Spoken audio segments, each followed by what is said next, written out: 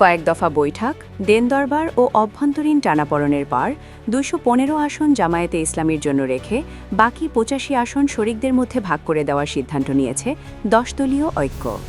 সমঝোতার যোগবিয়োগে ৩০০ আসনের মধ্যে জাতীয় নাগরিক party NCP ৩০, Bangladesh Khelafat Majlis ২৩, Khelafat Majlis ১০, Liberal Democratic Party LDP ৭, Bangladesh Nezame Islam Party ৩, Amar Bangladesh Party AB Party ৩ এবং বাংলাদেশ ডেভেলপমেন্ট পার্টি ২টি আসন পাচ্ছে।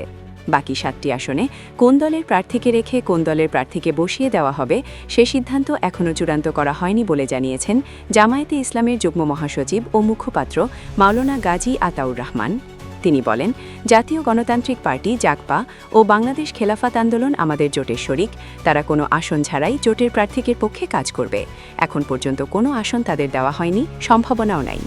গত বৃহস্পতিবার আসন সমঝোতায় ২৫৩ আসনে প্রার্থী ঘোষণা করেছিল জামায়াতে ইসলামী নেতৃত্বাধীন এই জোট।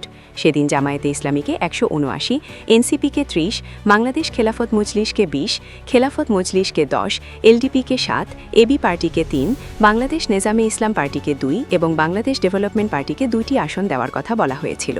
বাকি ৪৭টি আসন রাখা হয়েছিল এই জোটে থাকা ইসলামী আন্দোলন বাংলাদেশের জন্য, কিন্তু ইনসাফ না পাওয়ার অভিযোগ তুলে শুক্রবার জামায়াত জোট থেকে বেরিয়ে গিয়ে এককভাবে নির্বাচন করার ঘোষণা দেয় চরমোনাই পরিবারের নেতৃত্বাধীন দলটি। ত্রয়োদশ সংসদ নির্বাচনে মনোনীত প্রত্যাহারের সময় শেষ হয় মঙ্গলবার। ভাগাভাগি নতুন হিসাবে ইসলামী আন্দোলনের জন্য ফাঁকা রাখা ৪৭ আসনের মধ্যে ৩৬টি নিয়েছে জামায়াতে ইসলামী। অবশিষ্ট ১১ আসনের মধ্যে বাংলাদেশ নেজামে ইসলাম পার্টি আগের দুটোর সঙ্গে পেয়েছে আরও একটি আসন।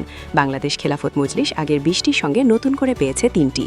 মনোনয়ন প্রত্যাহারের শেষ দিনেও বাকি ৭ আসন কাদের সঙ্গে সমন্বয় করা হবে সেই সিদ্ধান্তে পৌঁছাতে না পেরে উন্মুক্ত নির্বাচন করার কথা ভেবেছিলেন ১০ দলীয় ঐক্যের নেতারা, কিন্তু বুধবার সেখান থেকেও তারা সরে এসেছেন। শেষ পর্যন্ত ৩০০ আসনেই জোটগতভাবে নির্বাচনে যাওয়ার সিদ্ধান্ত হয়েছে জানিয়ে জামায়াতে ইসলামীর মুখপাত্র গাজী আতাউর রহমান বলেন, তাদের আসন সংখ্যা এখন ২১৫টি, সেটা কিছুটা কম বেশি হতে পারে।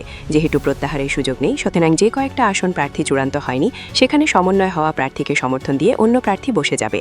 আর এটা বেশি ঝামেলা হবে না, কারণ সমন্বয় বাকি থাকা কয়েকটি আসনে ২ জনের বেশি প্রার্থী নেই। তিনি বলেন, যে ৭টি আসন উন্মুক্ত রাখার সিদ্ধান্ত ছিল, এখন সেগুলোতে প্রার্থী নির্দিষ্ট করে দেওয়া হবে। সেক্ষেত্রে কিভাবে হবে সেটা জোট নেতারা ঠিক করবেন। জামায়াতে ইসলামী সেক্রেটারি জেনারেল মিয়া গোলান ফরওয়ার bidnews24.com-কে বলেন, ১০ দলীয় ঐক্যে সব আসনে প্রার্থী মোটামুটি চূড়ান্ত। কোথায় কোন প্রার্থী মনোনয়ন প্রত্যাহার করলেন সেটা নিশ্চিত হয়েছে। আমাদের জোটে কোন দল কত আসনে জোটবদ্ধ নির্বাচনে অংশ নেবে তা শীঘ্রই আপনাদের জানানো হবে।